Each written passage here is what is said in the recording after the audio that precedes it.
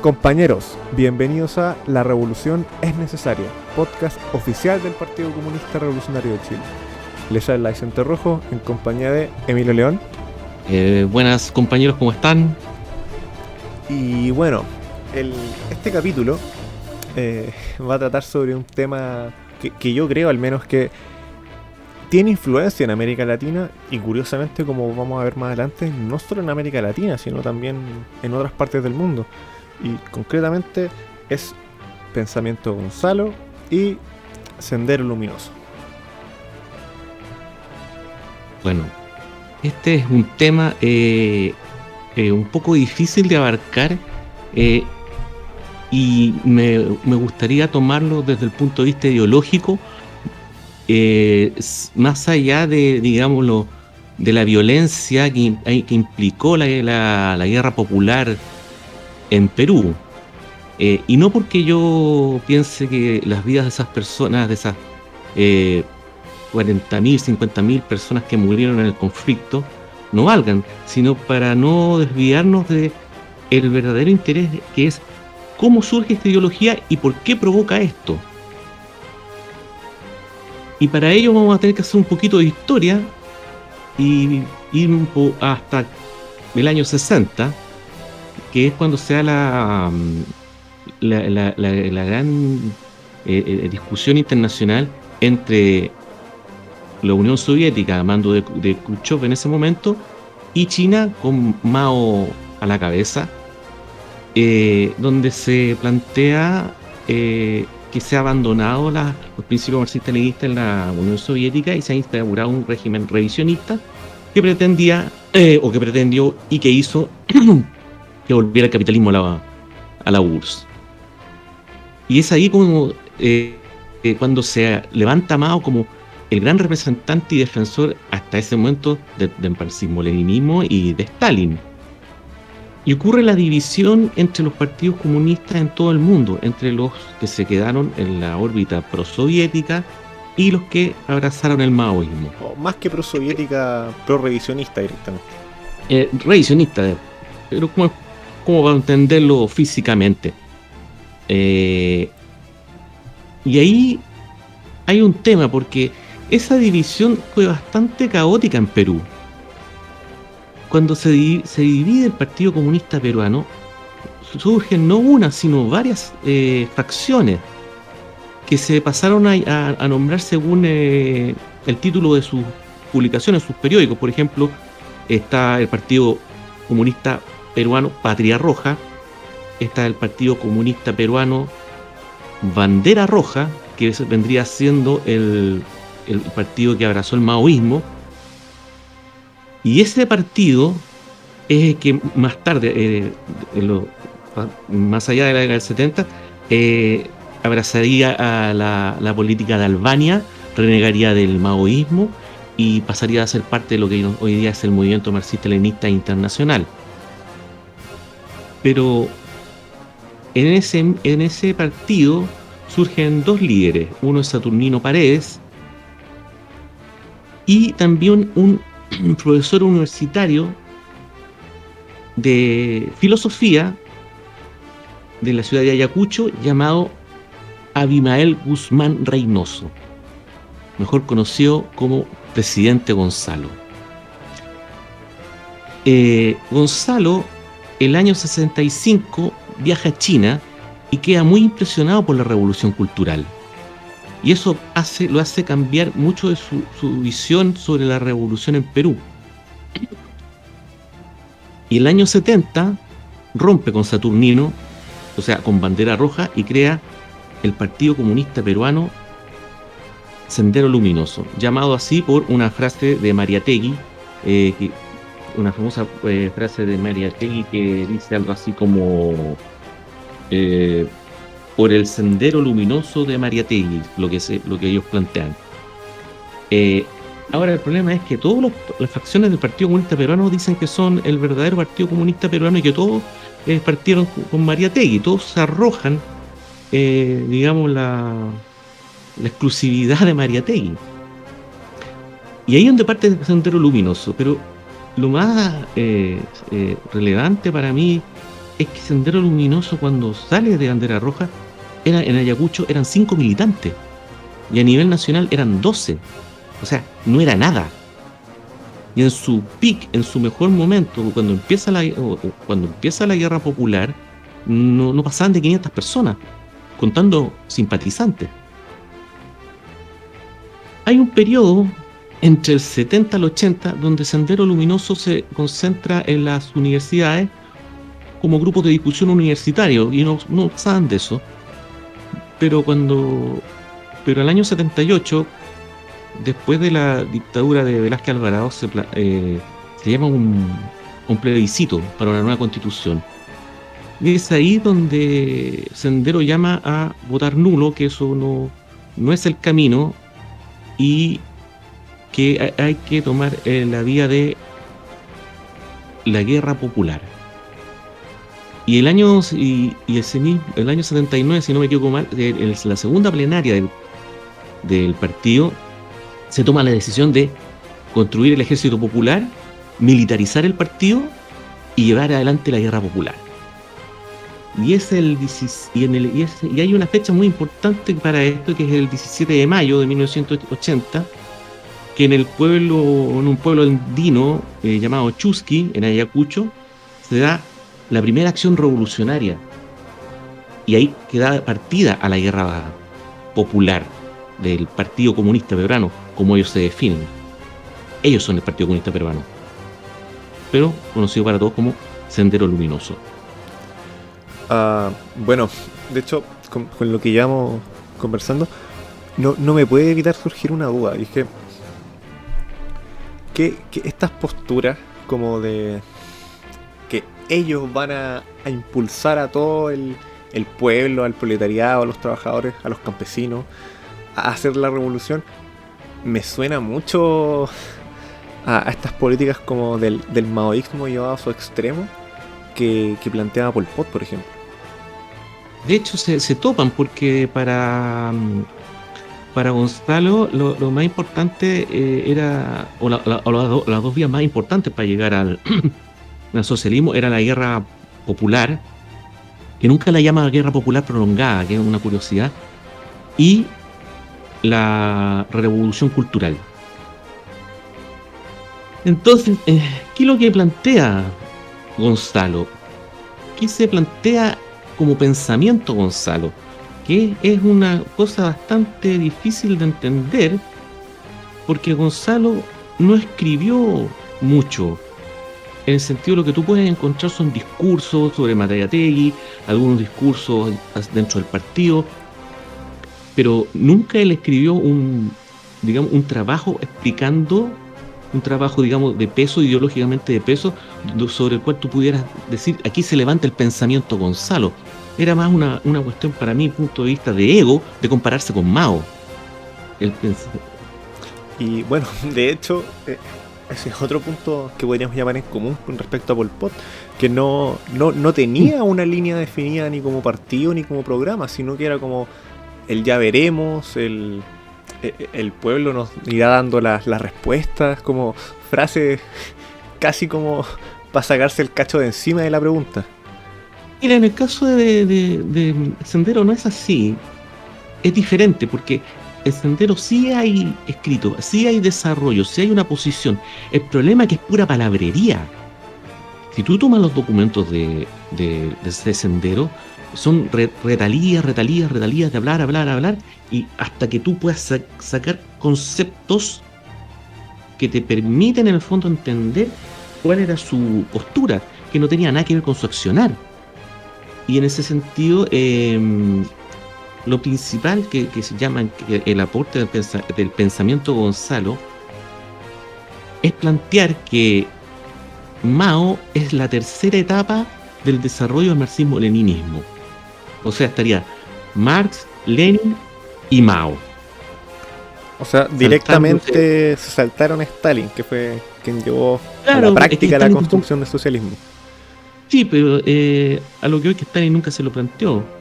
Y nunca, de hecho, habiendo hecho aportes al desarrollo del leninismo, claro, Gonzalo plantea que es la tercera etapa del marxismo-leninismo, cosa que no planteaban el resto de los maoístas. Él es el primero que lo plantea. En el movimiento maoísta siempre se habló del pensamiento Mao Zedong, pero él plantea que no. Él plantea que hay una nueva etapa que es el marxismo, leninismo, maoísmo, principalmente el maoísmo. Pensamiento Gonzalo, al final. Un buen nombre. Claro, entonces él plantea que hay una tergiversa Lenin para plantear que cuando Lenin habla de las revoluciones, de liberación nacional en los países dependientes o coloniales, dice que en la medida que se vaya adentrando al este, en este caso a Asia, se daban nuevas condiciones, y eso es lo que plantea Gonzalo, que el marxismo no había resuelto. Entonces, ¿quién lo resolvió? Mao. Entonces, Mao resuelve los vacíos de Marx. ¿Y cuáles son las posturas? La guerra popular prolongada, la revolución cultural, los grandes hitos como el gran salto adelante, cosas que nosotros ya conocemos que fueron fracasos totales. No, y de hecho que tampoco, o sea, no eran huecos que se necesitara rellenar, porque no existían esos huecos. O sea, hablamos de que la alternativa correcta a lo que planteaban sobre la guerra popular prolongada era lo que planteaba Dimitrov, por ejemplo, que si me podía ayudar con una ayuda de memoria del...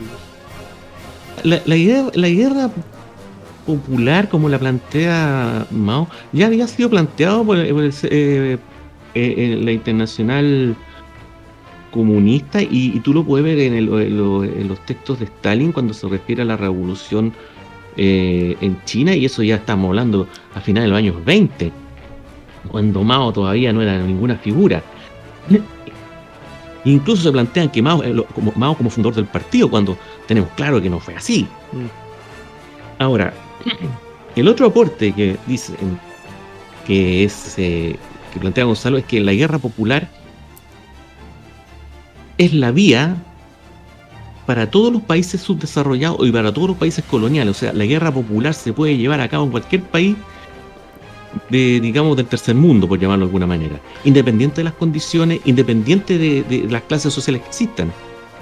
Cosa que, como te había comentado hace un momento, rompe con el tema de llenar huecos, porque son huecos que no existen. O sea, de hecho, tenemos un capítulo acerca de la democracia popular, y es que eso era lo que la Comintern planteaba para los países como en vía al socialismo, o que pretendían estar en vía al socialismo. Pero el tema es que las estrategias que se plantean como los grandes aportes de Mao no eran tales. Al contrario, todo lo que plantea Mao es antimarxista, y eso, por ejemplo, no vamos a ahondar en ello porque ya lo vimos. Tenemos un capítulo al respecto, por cierto, si les interesa.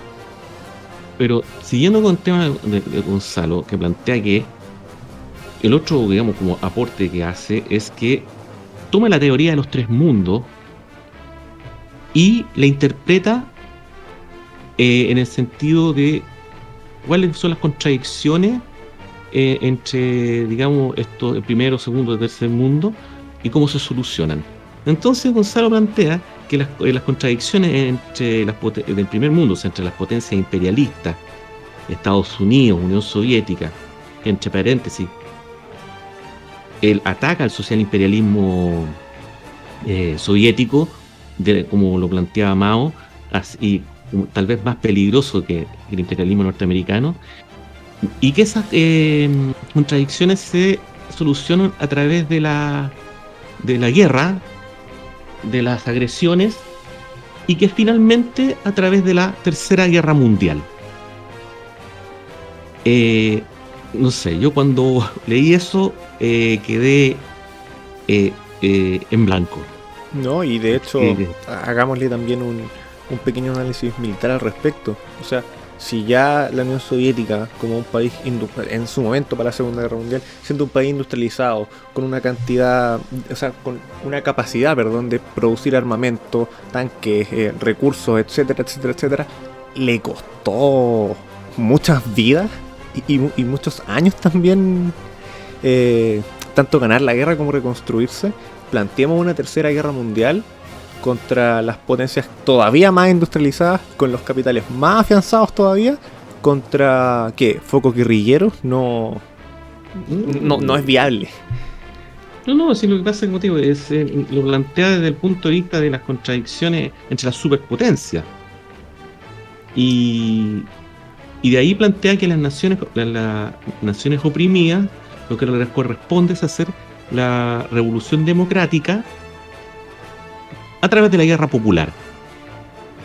Ahora, hay un punto ahí, bueno, lo que voy a explicar más tarde, y más abajo está la siguiente contradicción entre proletariado y burguesía, que se soluciona a través de la revolución socialista y las revoluciones culturales a través de la guerra popular. Bueno, como vemos, la guerra popular está presente en cada uno de los pasos que plantea Gonzalo. O sea, no considera las condiciones específicas de cada país.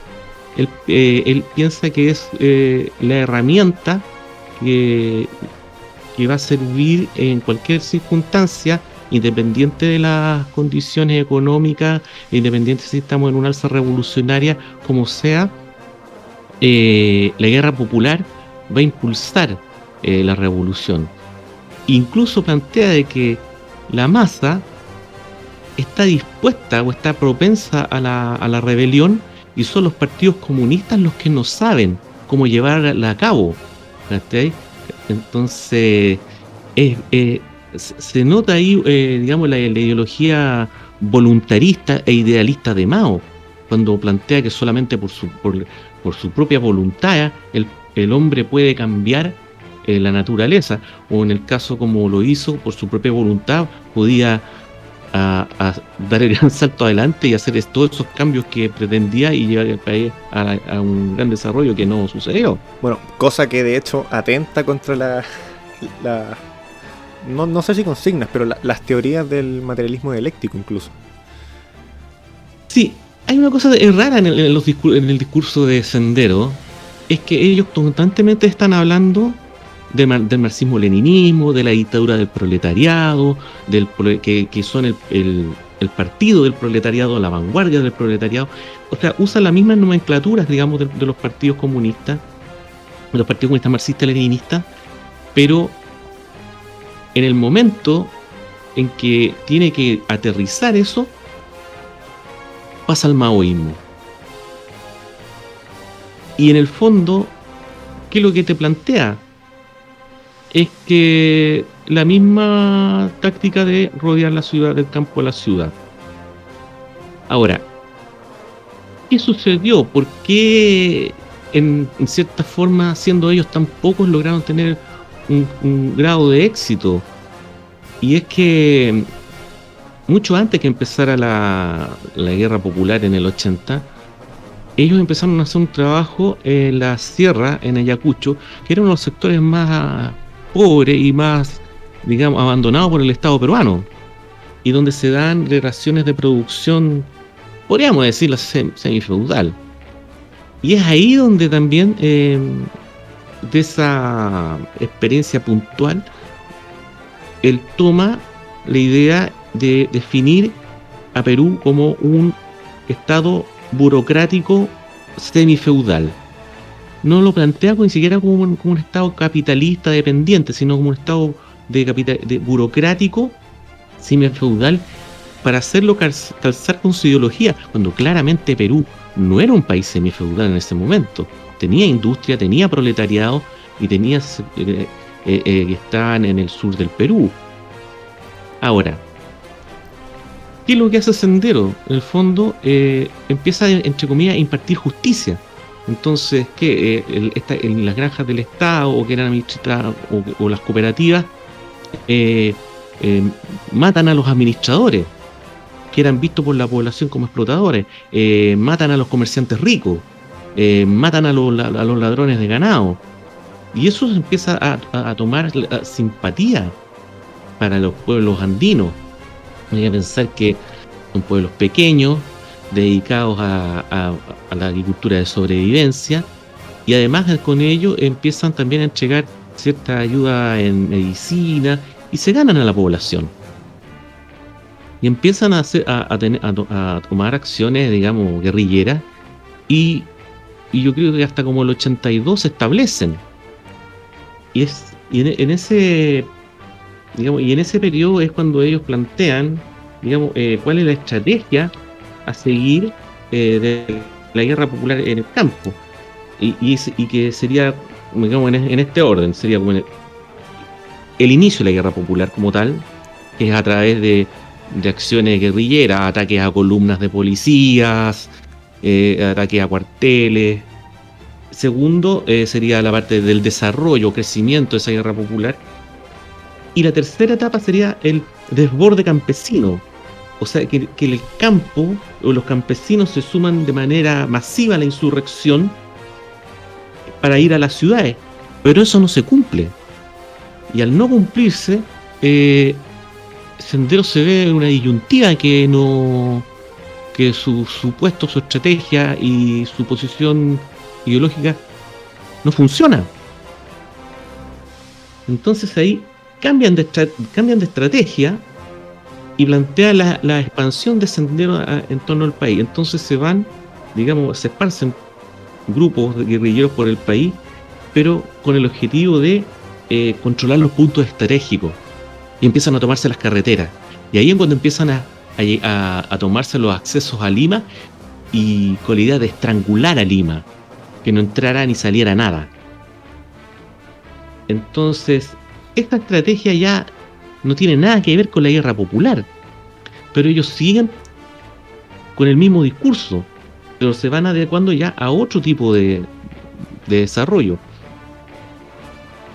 Es raro, porque a pesar de eso, digamos, de estos errores, siguen defendiendo su posición, siguen defendiendo el mismo discurso, siguen hablando de lo mismo, pero en la práctica van cambiando su estrategia y terminan convirtiéndose en grupos terroristas, en el sentido no peyorativo, sino que del uso del terror. Y de ahí aparece otra evolución más, que son lo que ellos llaman los grupos generados, el que se instalan en Lima, que son grupos formados por militantes de Sendero y a simpatizantes, que reemplazan a los grupos naturales de masas, por ejemplo, sindicatos, juntas de vecinos. No se integran, no logran integrarse, no logran atraer a los trabajadores, sino que forman estos grupos como escuelas populares o centros de estudio en las poblaciones, que al final se terminan convirtiendo en canteras de nuevos militantes y de nuevos combatientes, que son los que terminan llevando adelante toda la política de terror que en Lima desde los 85 hacia adelante. Los coches bomba, los asesinatos a los líderes sociales y sindicales que no están de acuerdo con o se negaban a seguir las políticas de Sendero, y todo esto se transforma en una escalada de más y más violencia frente a la imposibilidad de llevar a cabo su proyecto.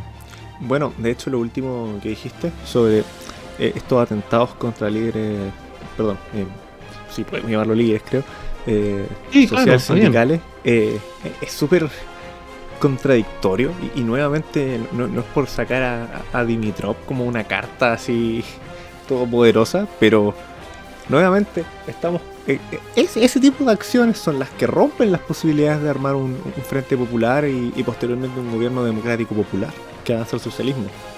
Claro, es que ahí está el tema, y qué bueno que lo tocaste, porque a mí se me estaba yendo. Sendero pasa de un momento a otro a distintas posiciones, y hay una confusión en cuanto a lo que es a la revolución, porque en un momento hablan ellos de revolución democrática y la definen en las tareas primero que es una revolución que va a expropiar a los grandes monopolios, es una revolución que va a expropiar a los latifundos, que va a expropiar a los monopolios estatales y Cosa extranjeros, que de base suena correcta. pero que no es una revolución democrática. La revolución democrática es cuando tú, en el fondo, llevas adelante instalas la democracia burguesa. En el caso, una revolución democrática sería la que se llevó en la Revolución Francesa. Eso es una revolución democrática. Entonces ellos confunden, porque además están tomando medidas socialistas. Déjame adivinar. Confunden la revolución democrática con la revolución democrático popular. Exactamente. Y además, y después pasan a hablar de la revolución democrático popular con la hegemonía del proletariado, y hablan de la, digamos, el frente de clases, pero sin los partidos que pertenecen, a los que representan esas clases. Y ahí donde también meten otro elemento del maoísmo, que van a respetar al comerciante medio o al industrial medio o a la burguesía nacional. Y eso es nueva democracia. Sí. Es el concepto de Mao de incorporar a la burguesía a la construcción del socialismo. Pero por otro lado siempre te están diciendo que ellos están por la dictadura del proletariado, que son el partido del proletariado, pero cuando plantean cuáles son sus objetivos, es la nueva democracia. De hecho, hablan de la República de Nueva Democracia, o la República Popular del Perú de Nueva Democracia, que en el fondo incorporar a la burguesía a la construcción del socialismo, que son las teorías de Bukharin que tomó Mao. Entonces, por un lado, hay un discurso muy revolucionario que calza perfectamente con el discurso marxista-leninista, pero que en la práctica son las posiciones de Mao. Entonces, o sea, perdón, Emilio, ni siquiera llevado a la práctica, porque si se hubieran llevado a la práctica esas teorías sería muy distinto, sino que yo lo diría más las acciones que tomaron de manera inconsecuente con lo que planteaban. Que por eso te digo, es confuso. Y después más adelante hablan de la revolución de nueva democracia. Entonces van pasando de un concepto a otro hasta llegar a plantear la revolución democrático popular como paso inmediato hacia el socialismo. O sea, niega las etapas de la revolución y por otro lado también en otros textos habla de pasar de la revolución democrática al socialismo. Entonces hay una confusión ahí de concepto o de cómo se va a construir, que a medida que van avanzando en la guerra popular van cambiando de opinión, pero al final de todo eso, independiente del nombre que le pongan, es nueva democracia. ¿Y qué es lo que es nueva democracia? Es un gobierno donde se comparten el poder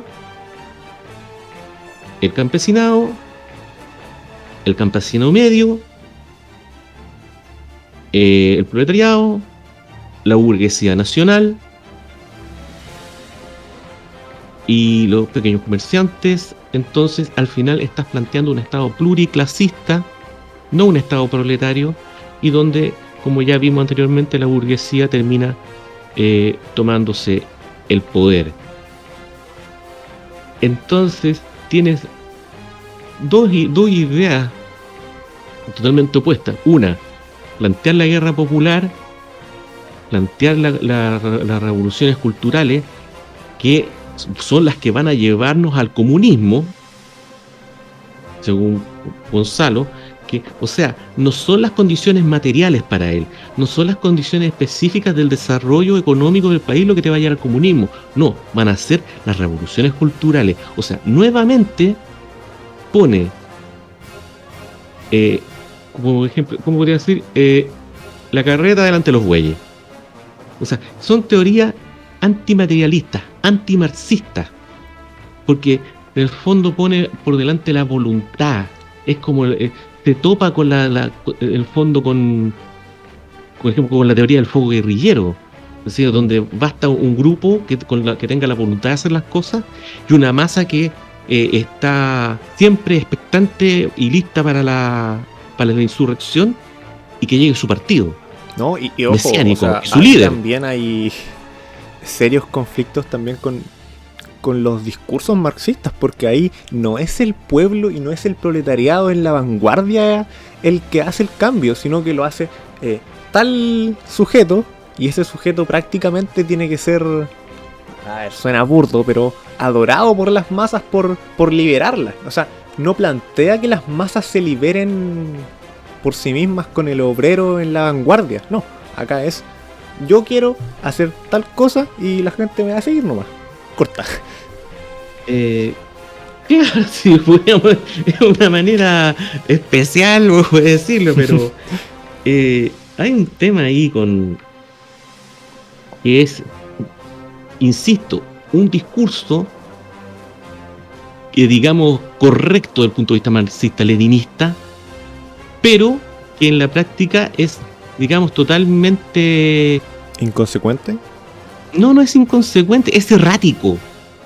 Porque tiende a la confusión, cuando en el fondo como que si trataran de ocultar que están por la nueva democracia. Entonces, por un lado te están hablando de la dictadura del proletariado, del partido del proletariado, de que ellos van a hacer, incluso que la guerra popular en Perú va a iluminar el mundo con el pensamiento de Gonzalo y va a llevar adelante la revolución mundial. O sea, es una visión tan mesiánica que me hace dudar si realmente están hablando en serio.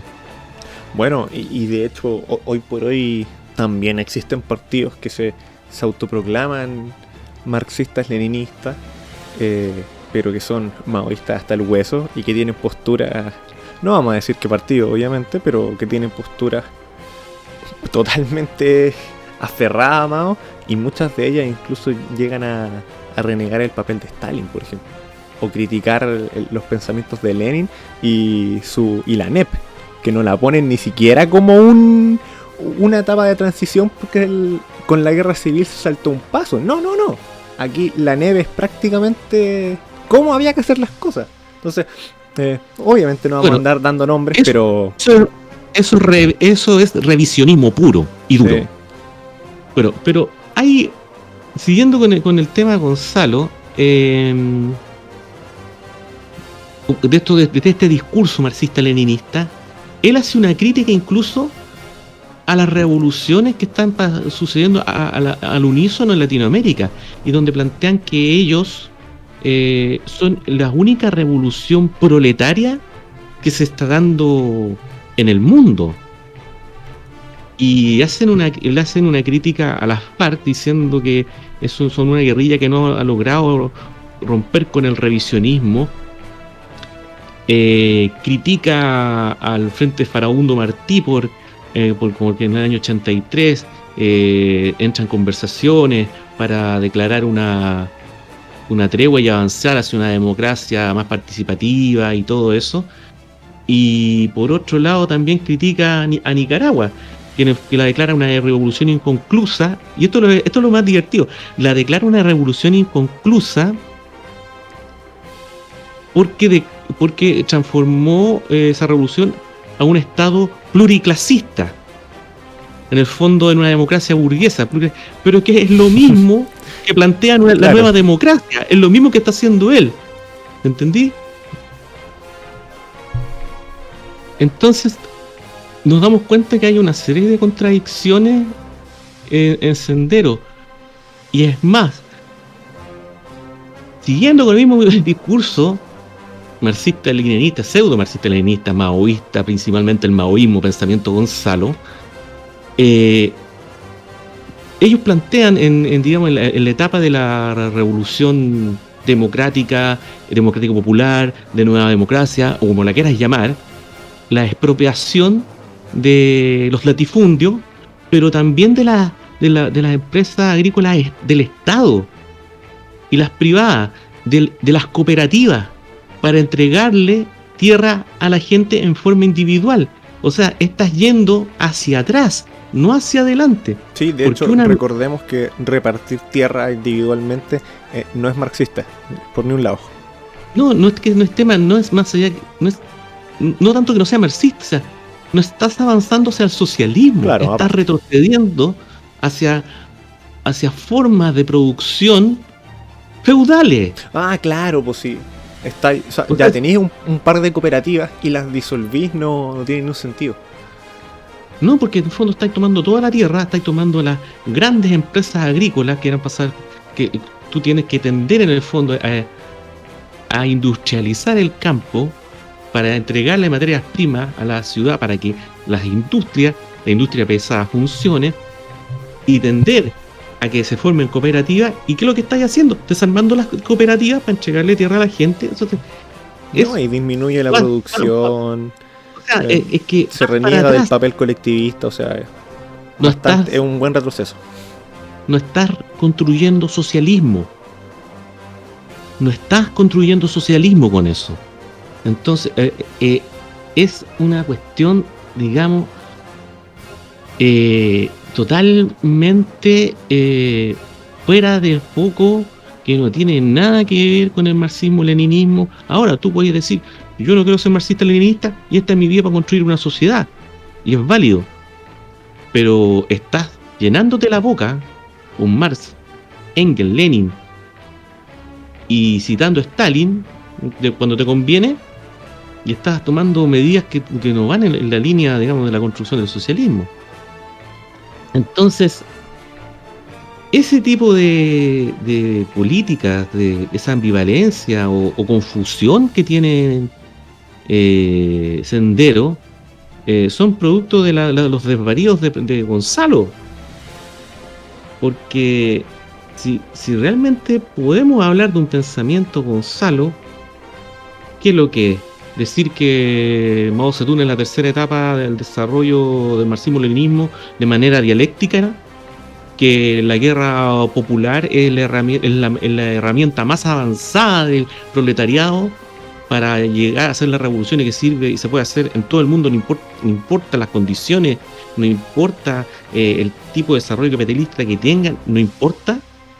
O que me digas la que la que vas a pasar de la democracia popular directamente al socialismo. Entonces, o es una revolución democrática popular o es una revolución socialista. O sea, ¿qué me estáis hablando? Y que vas a llegar al comunismo a través de revoluciones culturales. O sea, no hay nada más antimarxista, más que vaya más en contra del materialismo dialéctico que los planteamientos de Gonzalo. Realmente es un... Y que al final de ver todos estos grandes rasgos, porque de verdad, leer los documentos de Sendero, hay que tener paciencia para poder encontrar ideas. Y dentro de todo esto, al final, ¿qué pasa? Que Sendero termina perdiendo el poco apoyo popular que tenía. Y lo termina perdiendo, por su política violenta de eliminación de sus enemigos políticos, entre comillas, porque ellos hablan de que tienen de su política de las dos patitas, y que sus dos patitas es como, por un lado la guerra popular y el otro lado la lucha contra el revisionismo. Pero para ellos todos los otros grupos son revisionistas. Bandera Roja, Patria Roja, cualquiera de los partidos comunistas que surgieron de la dispersión del Partido Comunista Peruano original son sus enemigos. Tupac Amaru también son sus enemigos, y llevan a cabo una guerra contra ellos.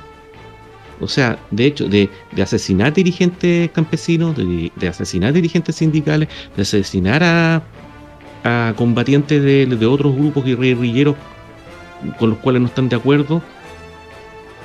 Y eso como una escalada de violencia ciega, y la más famosa es la matanza de Lucamarga, donde hicieron digamos, ¿cómo te podría decir? Un ajusticiamiento para darle un escarmiento a un pueblo que había que no estaba de acuerdo con ellos. O sea, estamos hablando de mataron 130. Mira, en Bucaramanga más o menos murieron 69 campesinos. Y en Uchucaray mataron a 135 comuneros de un total de 470. O sea, estamos hablando de ajusticiamiento de homosexuales por sus desviaciones antinatura, donde les cercenaban el pene, digamos, ejecuciones por golpiza, degollamiento. Y de hecho, veamos el año también, o sea... 82, 83, sí, 84. O sea, para ese momento ya se estaban integrando... Por lapidación, claro. Por lapidación y hoguera. Suena casi una inquisición esa... Pero estamos hablando también de pueblos escondidos en las sierras donde esas prácticas eran muy, muy mal vistas. No estamos hablando de Lima, estamos hablando de pueblos escondidos. De hecho, Sendero logró tomar ciudades pequeñas de 60.000, 40.000 habitantes, logró avanzar, pero al final termina perdiendo el apoyo por esa escalada de violencia y porque tratan de imponer una visión a los comuneros y a los campesinos que iba en contra de sus tradiciones incaicas. Y es ahí donde se terminan de romper, digamos, la base que tenía campesina, que tenía Sendero con ellos. Y llegamos a esta escalada de violencia donde en el fondo ya se van a tomar las carreteras, se crean estos organismos generados, se dan los coches bomba en el Palacio de Justicia, en el Congreso, hasta que ya llegan a al punto del sinsentido. Y siempre autoconvenciéndose que ellos son la vanguardia, que la guerra popular es un éxito, que están a las puertas de tomar el país. Es una cosa extraña. Y muchas veces funcionó como secta. De hecho, hay testimonios que quedaron registrados en la Comisión de Verdad y Justicia en Perú, donde algunos militantes hablan de cómo eran las reuniones del Comité Central. Y había una práctica de Gonzalo que se llamaba la crítica a cuchilladas. Entonces tomaban, una reunión del Comité Central, que no eran muchos, y enfrentaban a uno frente al otro, y la idea era que tenían que discutir un tema y el otro tenía que aplastar a la otra persona. La crítica tenía que ser tan fuerte que hasta quebrarlo moralmente. Entonces tenía estas características de secta donde al final él era el único que salía airoso y en una posición superior a todos. Es más, Gonzalo nunca estuvo en una acción armada. Creo que una vez fue al campo.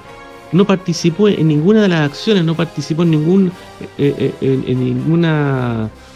campo de entrenamiento, nunca estuvo en un organismo generado, nunca estuvo en Lima. Nadie lo veía.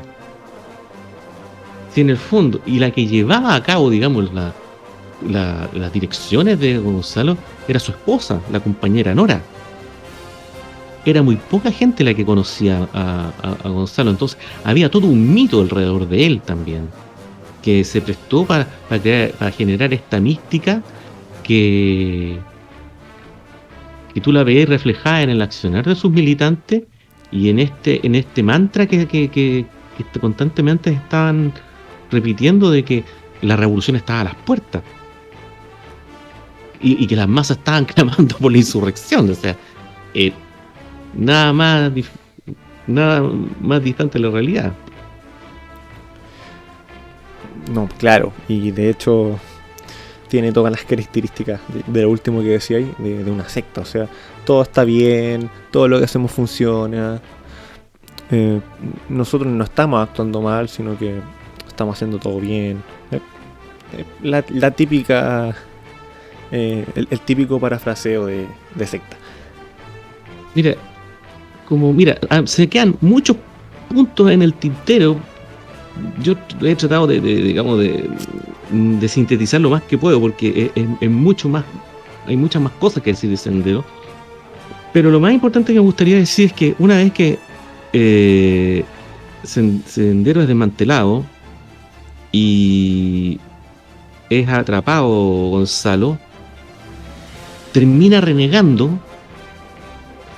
de todo su accionar, termina negando sus acciones armadas que terminaron con la muerte de cientos de campesinos en las aldeas, y llama a un armisticio, a una tregua, donde en el fondo se perdone a tanto a los combatientes de Sendero como a los policías y militares que cometieron atrocidades. Entonces, frente a eso, tú te das cuenta que queda un hombre solo, con su ego destruido y renegando de toda su ideología. Y eso debería hacer pensar a muchos que creen que Sendero es un camino a seguir. Bueno, de hecho, yo creo que si podemos sacar una conclusión concreta de todo esto, es que pasan estas cosas cuando uno se desvía del marxismo-leninismo, ¿no? Culto a la personalidad, acciones antipopulares o directamente antimarxistas. Y bueno, de hecho, con esa misma consigna de combatir a todas estas ideas antimarxistas, recuerden, compañeros, la revolución es necesaria.